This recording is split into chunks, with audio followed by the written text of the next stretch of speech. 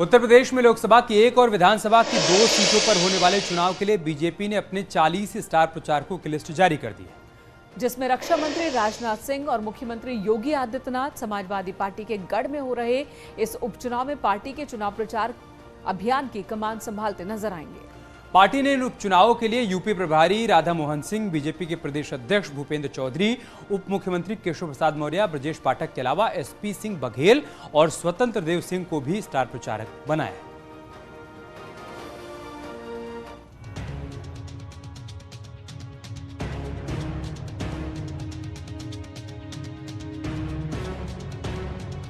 मुख्यमंत्री योगी आदित्यनाथ और अखिलेश यादव फिर आमने सामने होंगे, फिर शब्दों के बाण छोड़े जाएंगे और गढ़ की लड़ाई में एक दूसरे पर हमले होंगे, क्योंकि मौका एक लोकसभा और 2 विधानसभा उपचुनाव का है।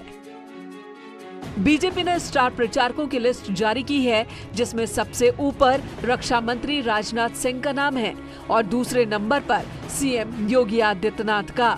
बीजेपी के ये वो 2 चेहरे हैं जो विकास और हिंदुत्व की छवि के लिए जाने जाते हैं, क्योंकि भले ही रण उपचुनाव का हो, लेकिन इसमें लोकसभा चुनाव की झलक देखने को मिलेगी और दोनों सियासी योद्धा अलग जगाते नजर आएंगे। मैनपुरी की लड़ाई अब बेहद रोचक हो गई है, जहां पर एक तरफ आज अखिलेश यादव ने शिवपाल यादव के आवास पर जाकर मुलाकात कर परिवार में एकता का संदेश दिया, तो वहीं दूसरी ओर बीजेपी की ओर से आज स्टार प्रचारकों की सूची जारी कर दी गई। इस सूची में बीजेपी की ओर से राजनाथ सिंह के साथ साथ मुख्यमंत्री योगी आदित्यनाथ समेत तमाम दिग्गज नेताओं के नाम शामिल है। यानी कि चुनाव तो उत्तर प्रदेश में विधानसभा से लेकर सिर्फ और सिर्फ 3 सीटों पर है, लेकिन लिटमस टेस्ट 2024 के चुनाव का है। एक तरफ मैनपुरी में डिंपल के लिए पूरा यादव कुनबा एकजुट हो रहा है, तो दूसरी तरफ बीजेपी ने जीत की रणनीति तैयार कर ली है। दावा है कि रघुराज शाक्य उपचुनाव में बीजेपी का कमल खिलाने के लिए पूरी तरह से तैयार हैं। स्टार प्रचारक की लिस्ट में शामिल एसपी सिंह बघेल ने संदेश दिया कि विरासत से तय नहीं होंगे सियासत के फैसले, उड़ाने तय करेंगी कि आसमां किसका है। यादव के बाद नंबर 2 पे वोट बैंक शाक्य है, जो आपके यहाँ कुशवाहा शाक्य मौर्य सैनी कहते हैं, और रघुराज सिंह शाक्य जिनको टिकट दिया है, मेरे साथ एमपी रहे। वो इटावा लोकसभा से 2 बार 1999 और 4 में एमपी रहे।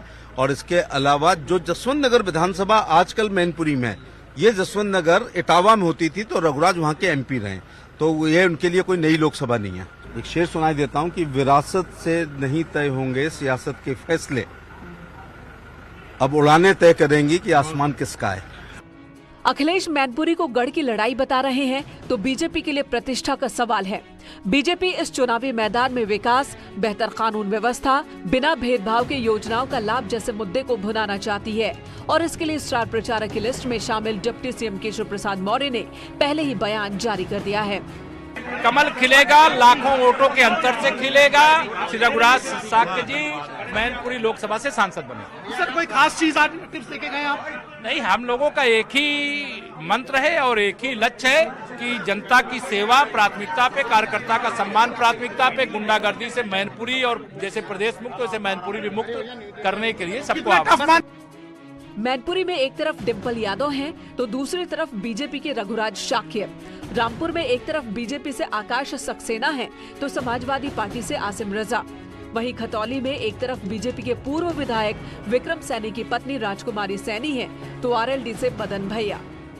इन तीनों सीट में से 2 सीटों पर पहले समाजवादी पार्टी का कब्जा था, तो 1 सीट पर बीजेपी का। लेकिन इस बार मुकाबला बेहद रोमांचक होने वाला है, क्योंकि मुलायम सिंह के निधन से खाली हुई सीट पर इस बार बीजेपी कब्जा करना चाहती है। तो रामपुर में आजम खां की सीट पर भी बीजेपी ने नजर टिका कर रखी है। ऐसे में रिजल्ट जो भी हो, लेकिन मुकाबला बेहद दिलचस्प होगा, इसमें कोई शक नहीं। Bureau report, news 18।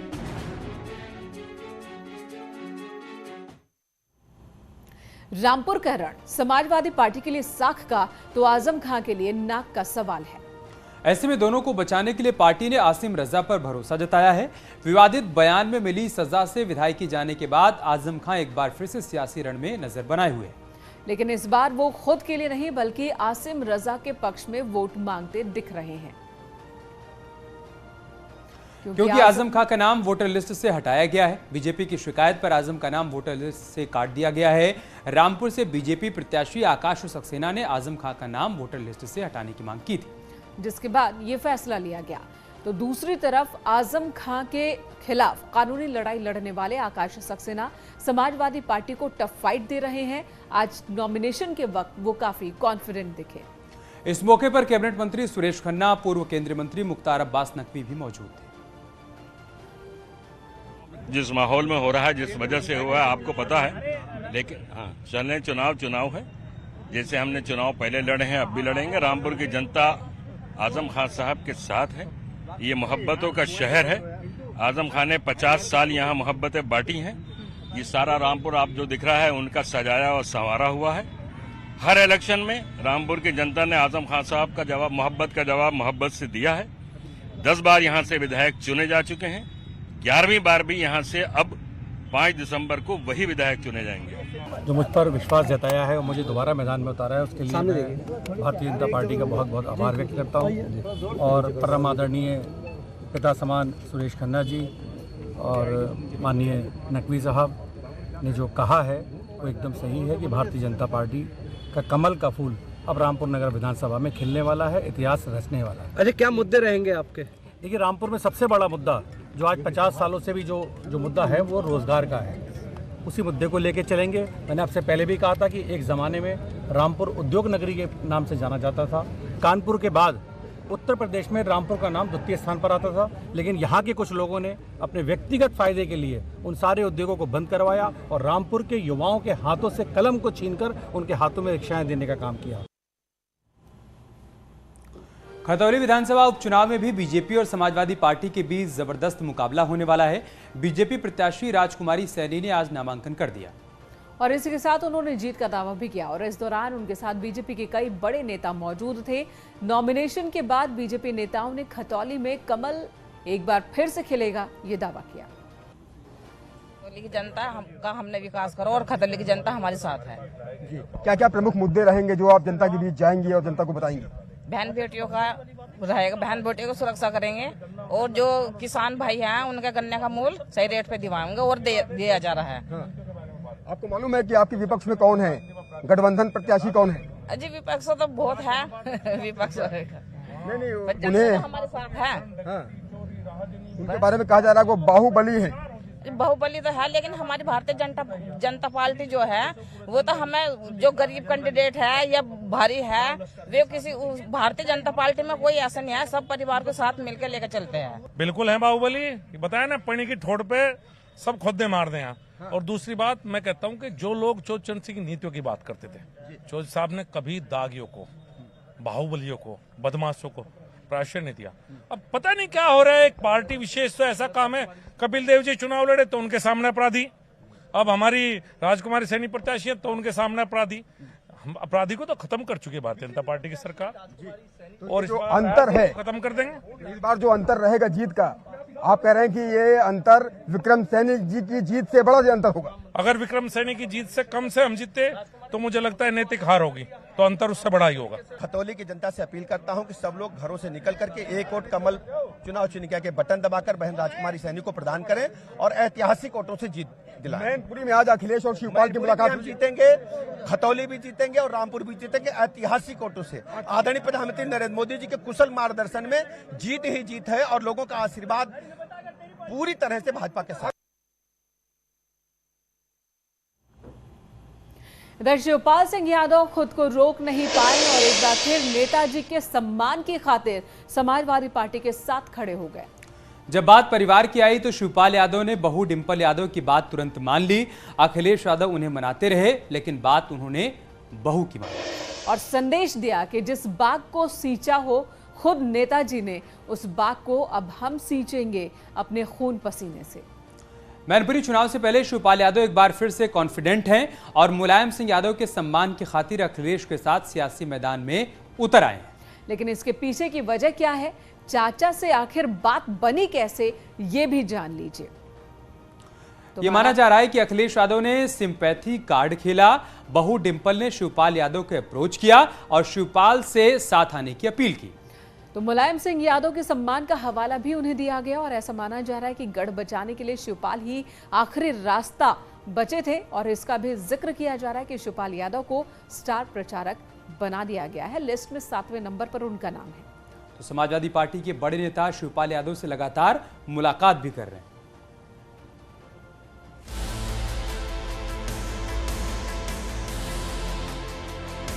मैनपुरी की महाभारत में सबसे बड़ा सियासी सवाल यही है।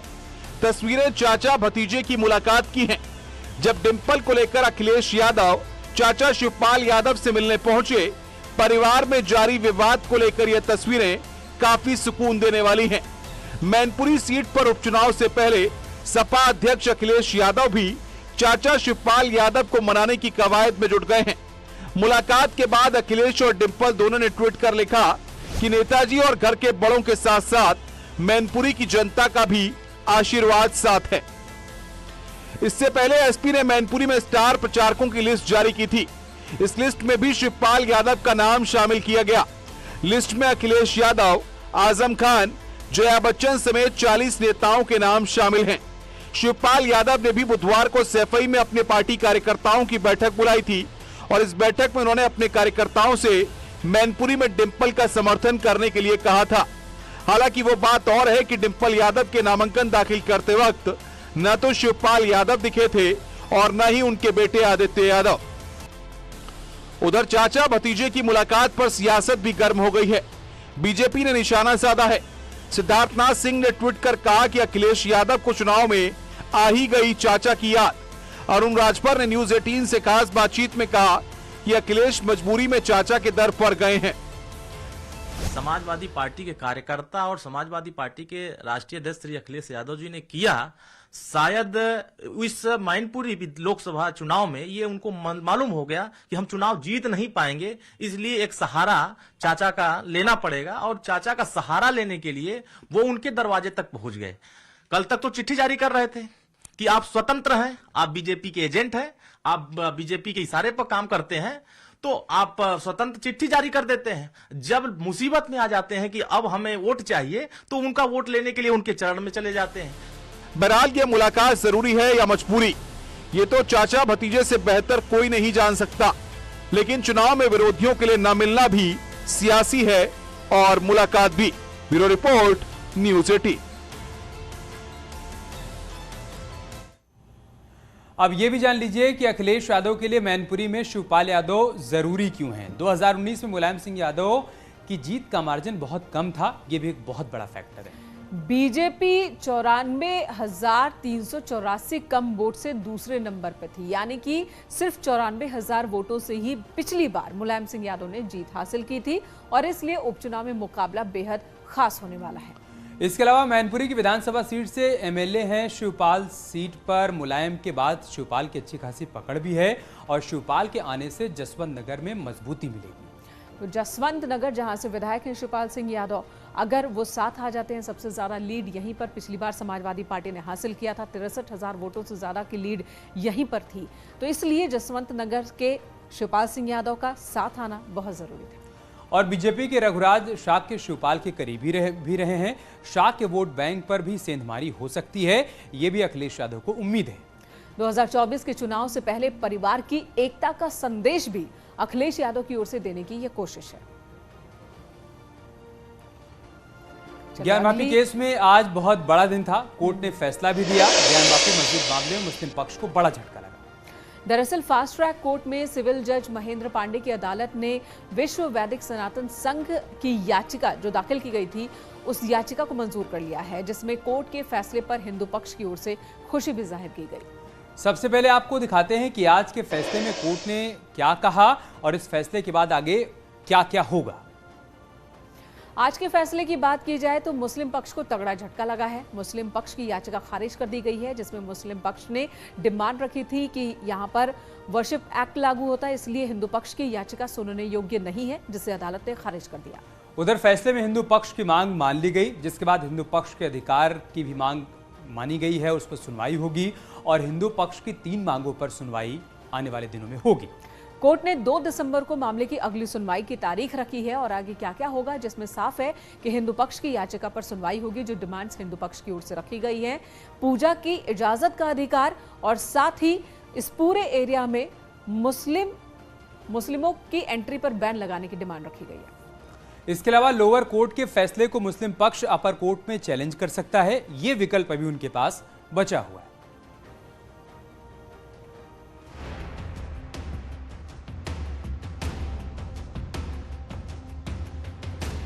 ज्ञानवापी परिसर को लेकर आज एक अहम फैसला आया है। सिविल जज senior division fast track court Mahendra Kumar Pandey की अदालत ने किरण सिंह की तरफ से दाखिल याचिका को सुनवाई योग्य माना है। इस मामले में बीते 15 अक्टूबर को ही अदालत में दोनों पक्षों की दलीलें पूरी हो गई थी। मामले में याचिकाकर्ता किरण सिंह की तरफ से मुस्लिमों का प्रवेश वर्जित करने, परिसर हिंदुओं को सौंपने और शिवलिंग की पूजा पाठ की अनुमति मांगी थी। अब कोर्ट मामले में 2 दिसंबर को फिर सुनवाई करेगा। पे जो याचिका थी मुस्लिम पक्ष की अंजुमन इंतजामिया की, उसको खारिज कर दिया है। बहुत लंबा चौड़ा ऑर्डर है और ये तीसरा लगातार उनको डिफीट है इस मामले में। इसके पहले 91 के मुकदमे में और सिंगार गौरी के मामले में भी उनकी याचिका खारिज हो चुकी है, एप्लीकेशन खारिज हो चुकी है। ये तीसरा लगातार ये ऑर्डर, इस प्रकार कोर्ट ने ये माना है कि ये मामला जो है सुनवाई योग्य है और ये सुनवाई होगी इसकी यहाँ पे अदालत में। तो ये बहुत बड़ा एक टर्निंग पॉइंट है। जिस ज्ञानवापी परिसर का ये मुद्दा है, उसी में मुस्लिम पक्ष का मस्जिद भी है। मस्जिद के ठीक बगल में ही काशी विश्वनाथ मंदिर है। दावा है कि इस मस्जिद को औरंगजेब ने एक मंदिर तोड़कर बनवाया था। फिलहाल कोर्ट के फैसले पर हिंदू समाज के लोगों में उत्साह का माहौल है। अयोध्या के संत समाज ने खुशी जताते हुए कहा है कि ये निर्णय हिंदू पक्ष के लिए आगे चलकर भी निर्णायक होगा। कोर्ट ने जो किया है वो बहुत जरूरी है, क्योंकि इसका जितने भी सर्वे हुए हैं, जो भी किया गया है, वहाँ शिवलिंग का मिला है और उसके साथ साथ यह जो मांग रही वो बहुत पहले से सिंगार गौरी की पूजा होती रही, महिलाएं पूजा करती रहीं और उसी पर रोक लगा था।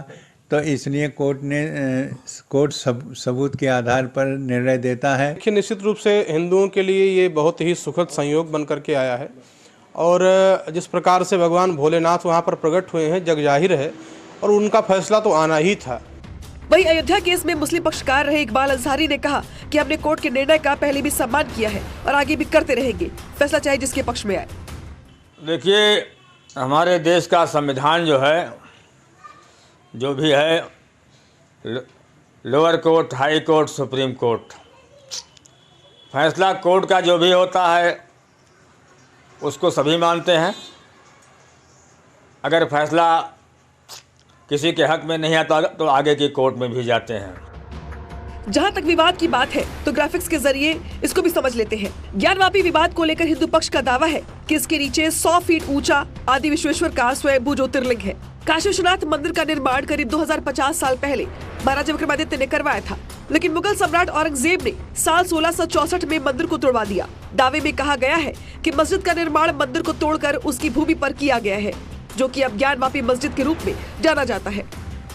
बहरहाल मौजूदा समय में ज्ञानवापी मस्जिद में प्रशासन ने केवल कुछ ही लोगों को नमाज पढ़ने की अनुमति दे रखी है। ये वो लोग हैं जो हमेशा से यहाँ नमाज पढ़ते आए हैं। इन लोगों के अलावा यहाँ किसी को भी नमाज पढ़ने की अनुमति नहीं है। अगर देखें तो अब कोर्ट के फैसले से हिंदू पक्ष के दावे पर तो मुहर लगी ही है। कोर्ट ने याचिका को सुनवाई योग्य माना है। ये सनातनियों के लिए सुखदायी खबर से कम नहीं है। Bureau report, news 18। दरअसल कोर्ट ने हिंदू पक्ष की याचिका स्वीकार कर ली है, जिसके बाद अब श्रृंगार गौरी में नियमित पूजा की मांग, इस मुद्दे पर सुनवाई होगी। और ज्ञानवापी पर फैसले की ABCD हिंदू पक्ष के वकील अनुपम द्विवेदी ने भी हमें समझाया। कैसे विस्तार से और बहुत आसान शब्दों में उन्होंने इसको समझाया है, वो भी देखिए। हिंदू पक्ष के अधिवक्ता अनुपम द्विवेदी जी हैं। अनुपम जी, बड़ी जीत आप लोगों को मिली है, किस ग्राउंड पर माने कि किस ग्राउंड पर आप लोगों को ये मामला सुनवाई योग्य अदालत ने माना? देखिए, ऐसा है कि ऑर्डर 7 रूल 11 में जो है इस एप्लीकेशन जो अंजुमन इंतजामिया पक्ष द्वारा दाखिल किया गया था 35 का, उसे माननीय न्यायालय ने खारिज कर दिया है और आज जो है हमारे मुकदमे को पोषणीय सुनवाई के योग्य मान लिया और पोषणीय मान लिया। इसमें देखिए ग्राउंड बेसिकली ये रहता है कि प्लेन्ट के अवर्नमेंट्स को देखा जाता है और एक बहुत इंपॉर्टेंट बात है कि इवन अगर 1% भी चीज़ें ये हैं कि 1% चीज़ों में से भी कुछ चीज़ें निकल कर आ सकती हैं, तो भी ऑर्डर 7 रूल 11 में उस प्लेंट को खारिज नहीं किया जाता। वो प्लेन चलने योग्य होता है। तो इसमें बहुत सारी, जबकि इस मुकदमे में तो बहुत सारी ऐसी बातें हैं जो कि आगे एविडेंस आएगा तो पता चलेंगी, तो इसलिए यह मुकदमा सुनवाई योग्य माननीय न्यायालय ने माना है। अगली तारीख 2 दिसंबर है। 2 दिसंबर को क्या होने जा रहा है? 2 दिसंबर को देखिए ऑर्डर 39 पर सुनवाई होनी है और रिटेन 39 क्या है? ऑर्डर 39 देखिए इंट्रीम एक एप्लीकेशन हमारी है, तो इंट्रीम एप्लीकेशन पर सुनवाई होनी है। इंट्रीम एप्लीकेशन हमारी तुरंत पूजा पाठ की मांग की गई है उसमें, तो उस पर सुनवाई होनी है और वो एप्लीकेशन पेंडिंग है हमारी ऑर्डर 39 की। 2 दिसंबर को हम प्रेस करेंगे उसको। उसके लिए आप लोग क्या दलील देने जा रहे हैं जो पूजा के अधिकार? देखिए अभी तो खैर उस विषय पर ज्यादा यहाँ डिस्कशन करना उचित नहीं होगा क्योंकि ये पब्लिक फोरम है, लेकिन हाँ ये आप जान लीजिए कि एक इंट्रीम इंजंक्शन एप्लीकेशन हमारा बचा हुआ है, उस पर हम सुनवाई करेंगे। उस दिन हम उसको प्रेस करेंगे क्योंकि वो एप्लीकेशन पहले से पेंडिंग है। उत्तराखंड कांग्रेस का सबसे मजबूत नेता कौन है, ये साबित करने की इन दिनों होड़ सी मची हुई है। अब 21 नवंबर को 2 बड़े नेताओं प्रीतम सिंह और हरीश रावत की प्रोग्राम की तैयारी है और नजर इस बात पर होगी कि हरिद्वार और देहरादून में कौन कौन दिखता है और कौन नेता कितना दम दिखाता है।